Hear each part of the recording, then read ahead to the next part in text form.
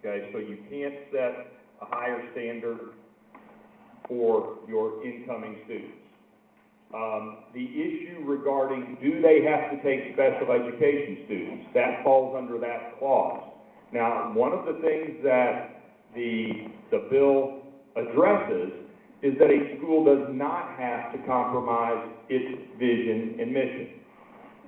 Okay, I want to be very clear about what we see in many of our metropolitan areas. As I meet with principals, presidents from the private schools, many of them have double-digit special education populations. Okay, many of them, as a matter of fact, our high schools in Indianapolis have 11 to 14% special education populations, okay, in them. So having worked before I went into public education, having worked in a private school, I can tell you that they're not in the business, they're not in the business of, they're trying the business of trying to make sure they can get kids into their school. Okay? So I would say to you that I am probably less concerned about that. The second is a legitimate question. Second is, they do not have to use the same due process.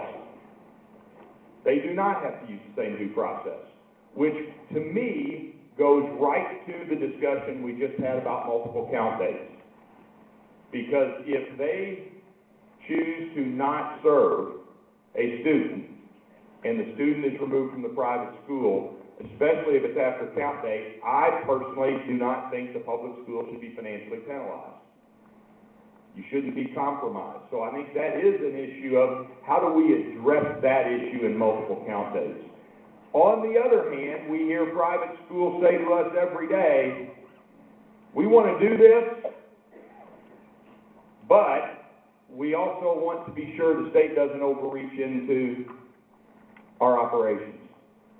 And so my response back to them is, all of your children are going to have to take the I-STEP, you're going to get letter grades, you're going to do these things, and you have a choice too. You either have a choice to take advantage of the scholarship program or not.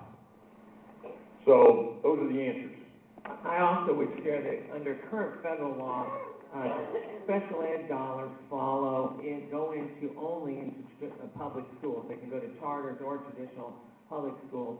Under current federal law, traditional public schools have the responsibility to do what they call child find and provide a proportional share of the money that has been leveraged down by a private school student or even a homeschool student, and they are required to provide a proportional share of services for those students. That's current federal law.